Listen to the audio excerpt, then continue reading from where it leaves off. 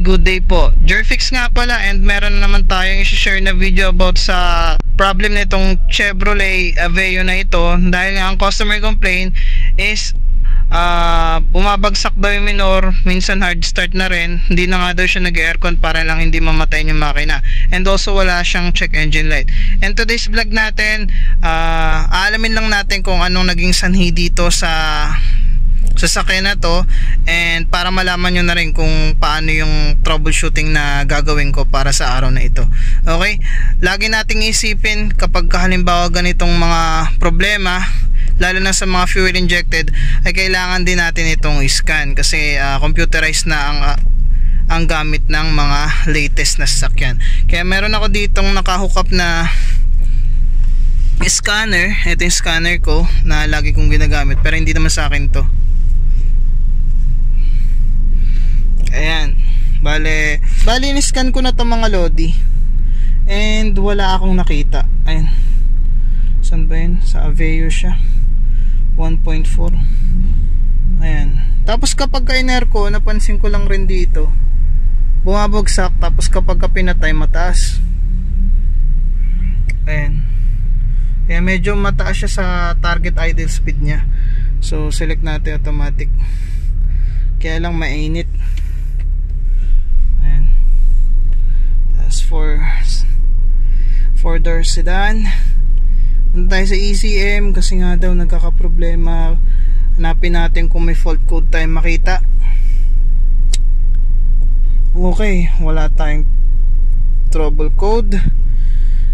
And then alam na ang gagawin ko, magda-data stream ako. Ang titingnan ko dito is kasi tumataas yung idle speed nya, baka nagkakaproblema sa EGR, IACV, sa mga sensors. Kaya ang titingnan ko is fuel trim muna siya, tapos titingnan ko yung engine speed. Yan lang din naman, yung IAC position, IAT or intake air temperature, long trim, tsaka loop status, O2s. Later ko na siguro yung O2s, basta meron ako long term and short term fuel trim. Ayan, tapos air fuel ratio, tingnan natin air fuel ratio, ECT sensor, EGR position. Halos lahat na nga dapat tingnan din natin yan kasi lahat naman kailangan para dyan. Okay, sa average, lagyan na rin natin yung average. Ayan, sa long term hindi ko nalagyan. Ayan, okay.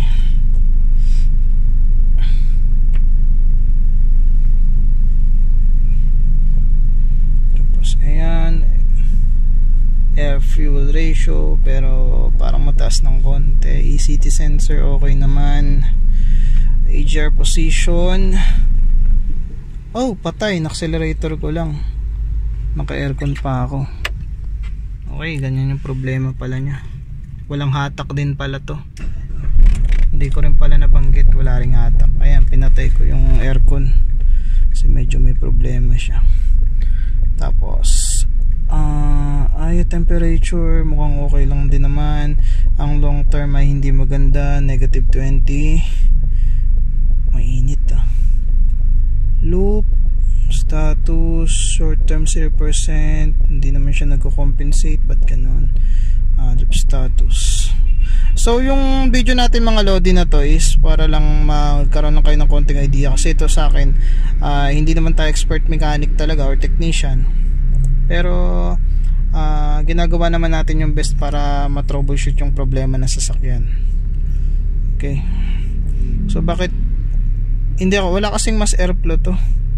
Map sensor meron, so tingnan ko siya sa misfire data. Yung map yung gusto ko makita, map sensor, tsaka misfire counts, current. Tingnan natin kung may palya sa ignition.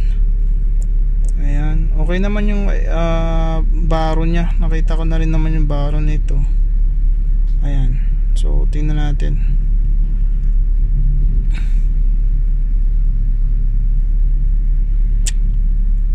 Okay, taas yung baro nya. Tapos yung map nya kilopascal pero parang mataas. Map sensor 1.90, hindi siya maganda para sa akin lang kasi 1.90 is parang ang lakas naman niya sa hangin kasi dapat usually below 1 volt yan, pero yung mga misfire counts wala din naman, okay naman siya. So medyo mataas yung kanyang map sensor, wala siyang check engine light. So ngayon titingnan natin yung map sensor niya kung may na disconnect, tapos baka naman meron siyang vacuum leak na tinatawag. Sa fuel trim kasi ang vacuum leak, pakita ko na lang din sa fuel trim data natin, short term and long term. Kapag ina-accelerator natin yan, dapat gumaganda siya kapag may vacuum leak. Okay, so ang init kasi kaya ganito ako. Negative 20 yung 8. O yan, gumaganda siya eh. Gumaganda. Nawawalan din daw siya ng hatak. So nakita pa lang natin dito na kahit naka-idle lang siya tapos na-accelerator natin ay namatay na. Katulad kanina, tinapakan ko lang ng konti accelerator, namatay na siya, naka-aircon. Kaya sabi ng may-ari, hindi daw niya in-aircon to kaya para lang daw hindi mamatay. So gumaganda yung kanyang average ng short term. So tingin ko ito ay vacuum leak. Tingnan ko rin yung map sensor. Saan ba yung map? Map. Map. Saan ba yung tinignan ko dito? Map sensor. Dito ako magpo-focus sa map sensor.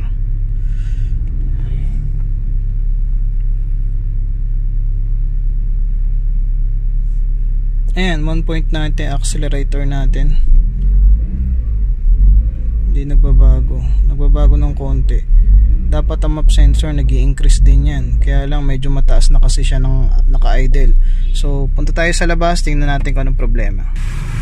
At syempre dahil nandito na tayo sa makina, titingnan lang natin dito kung tama ba yung sinasabi kong vacuum leak. Kasi kapag vacuum leak natin yung tukoy, maririnig natin o pwede nating spray ng tubig. So alamin natin kung saan dito. Kasi ito yung map sensor nya. Ayan, tapos babaybayin ko lang yun. Bakit mataas yung map voltage? So okay naman yung mga hoses nya, pero parang may narinig ako na hissing sound.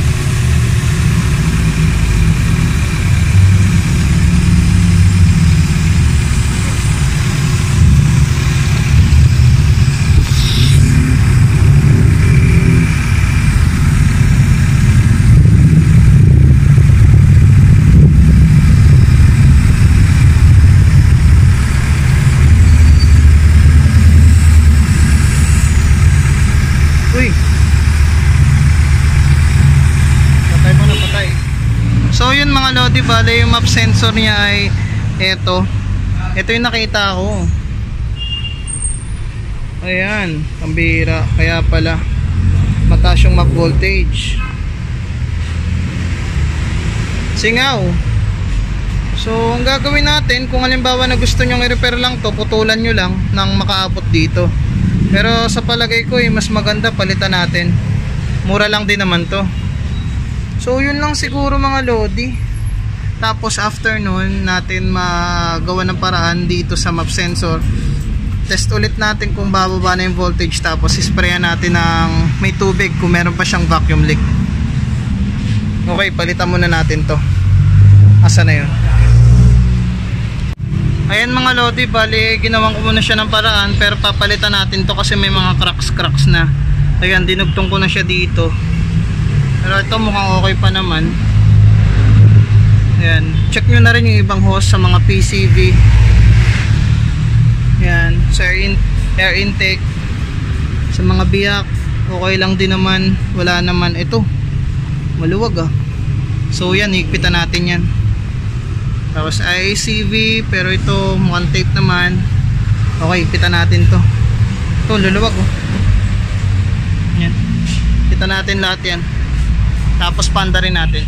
Ayan, bali disconnect ko lang yung terminal ng battery, tapos para mag-reset or mag-learn yung trim numbers natin. Baliktad. Ayan mga lods, bale check natin kasi nakabit ko na doon. Nireset ko na rin yung terminal ng battery, tapos ayan, nag-reset yung ating radio. Pero okay lang din naman yan, wala rin namang problema. Ngayon start natin, naka neutral position kasi medyo matigas na rin yung lever nito. Kaya pwede naman mandar yan kahit naka neutral position. Ang hindi lang under dyan is naka reverse or naka drive yan. May safety switch kasi yan. Okay, start natin. Ayan, dali mataas sa umpisa. Tingnan natin, ayan, bumaba rin naman. Okay lang din naman yung ICV nya. Ang init. Woo! Ang init. Aircon. Yan, tumaas tas bumagsak ng konti. So mukhang okay na to. Yung idle speed nya kasi dun mo lang malalaman kung correct yung idle speed, ay kailangan yung target idle speed nya ay mag-match yung dalawa. Okay, tingnan natin dito. Okay, tanggalin natin yung ilaw. Yan.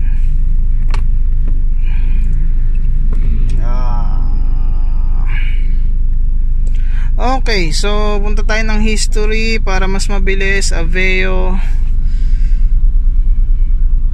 Tapos parang may napapansin pa ako ng konti dito, para siyang meron siyang rough idle ng konti. Pero tingnan natin yung accelerator niya kung responsive. Okay, selection tayo, automatic.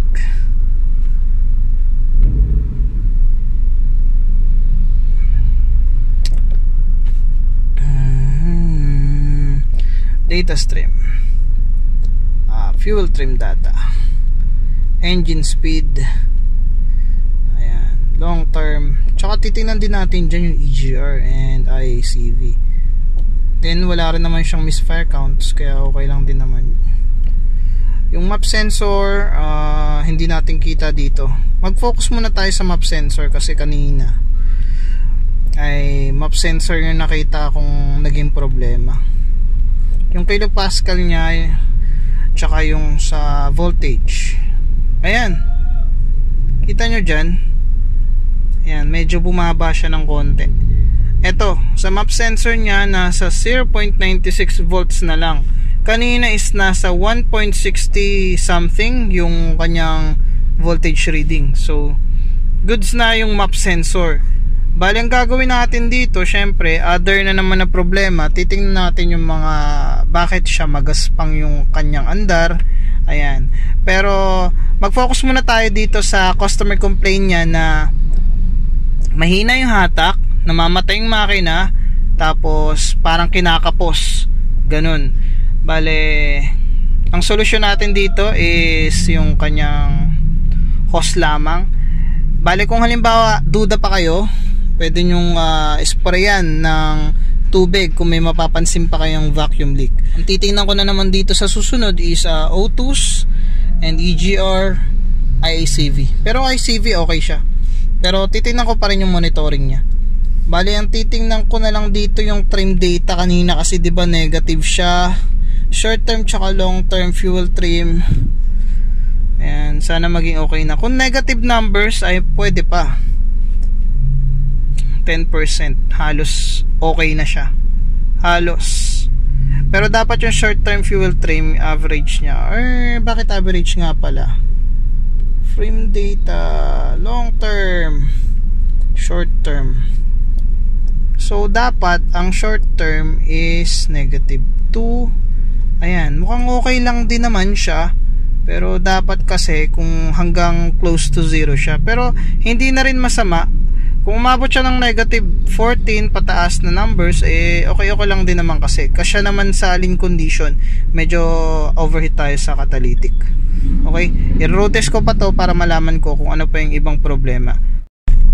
Alright, bale mag-road test na tayo. Titingnan natin kung namamatayan pa rin siya and kailangan hindi na to mamatayan ng naka aircon tayo.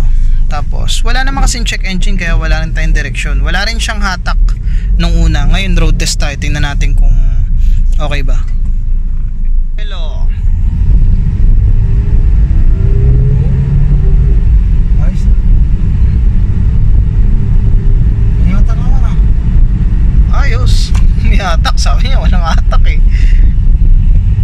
Ayos to.